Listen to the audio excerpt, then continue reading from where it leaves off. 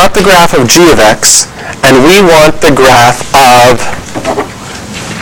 y equals negative g of x. So first thing we have to decide, and the thing that's really been helping us all the way through is this idea is, where is the transformation? Is it inside the function or is it outside of the function?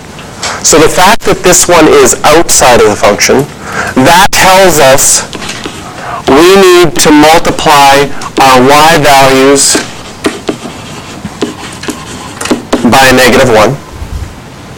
If we think about a y value being multiplied by a negative 1, that flips things vertically, and that would be a reflection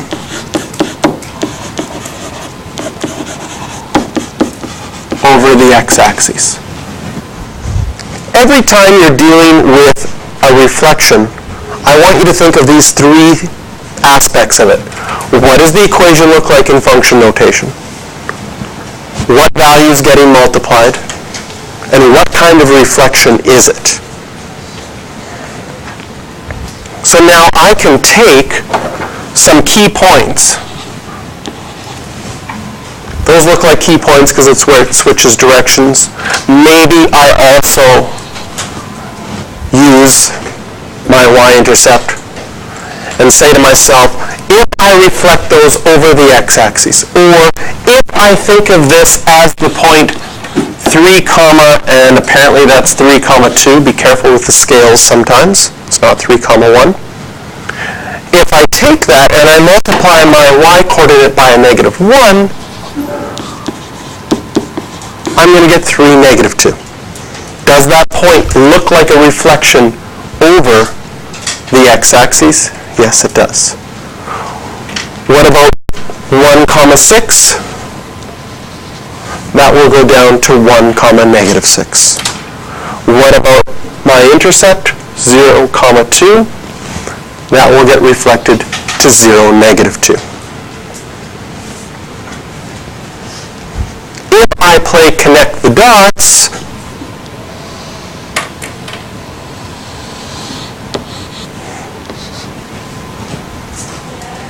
I get the following graph.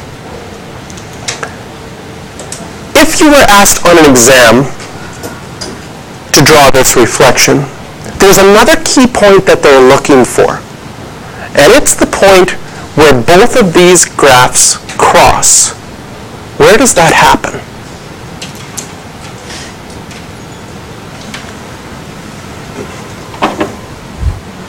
Where do both of these graphs cross?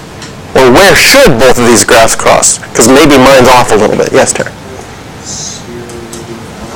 At 0 something. We might not even know what the y-coordinate, what the x-coordinate of that is. At something, 0, right? What is the name of that point, though? What would we call that? That's our x-intercept, right? Why does that point not change? Well, it's x. I don't even know what x is, 0, right? That's what makes an x-intercept, is when your y value is 0. What happens when we multiply 0 by a negative 1? It's still 0.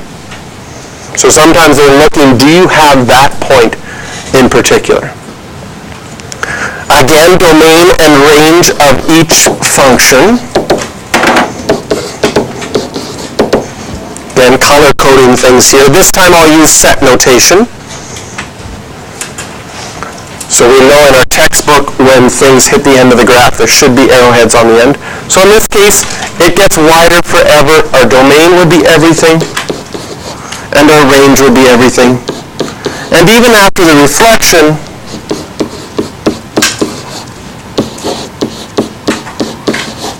our domain and range is still everything.